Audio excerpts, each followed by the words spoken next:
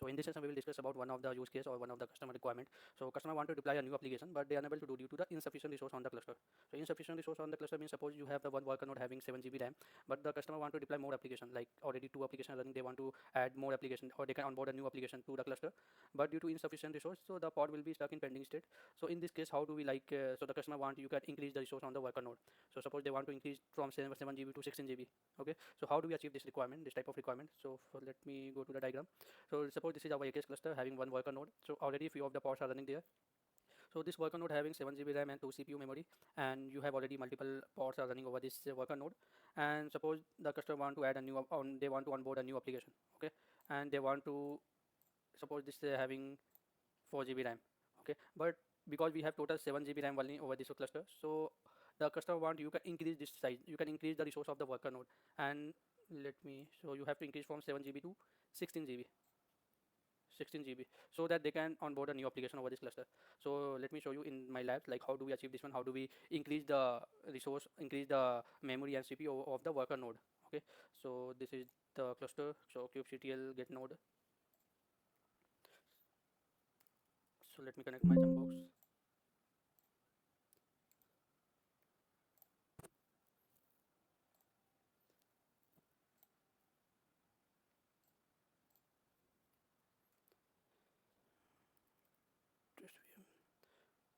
So we already discussed about the Jumpbox, why we require Jumpbox. So by using of Jumpbox, we are able to connect our cluster.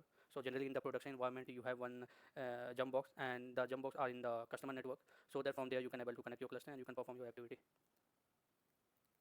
So let me show you how do we connect the cluster. So first I have to log in our test Jumpbox. Let me increase the font size. So go to the cluster. This is my cluster.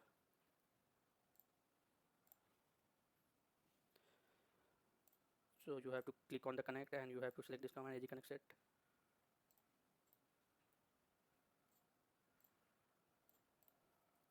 So you have to run both command, then you can able to connect your cluster. So kubectl cluster info. So you can see this is our cluster name. Okay, now you can see how many worker nodes are there.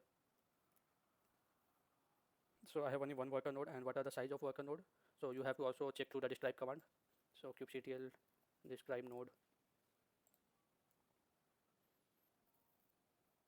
So you can see here the memory is 7 GB capacity. Under the capacity you can see memory and CPU.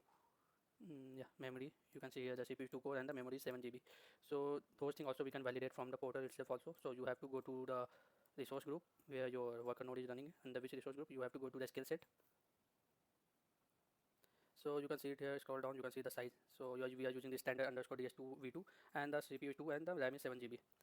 Okay, so here you can validate, like if customer want to let me know what are the size of on this worker node, so you can cross verify, you can check it from here. So in this way you can check how many size are there on this worker node. Okay, and let me see how many pods are running there. So kubectl get pod -a. So you can see we have multiple pods are running there. These are by default pods are running there, and these are the customer pods. So if you see here like why this pod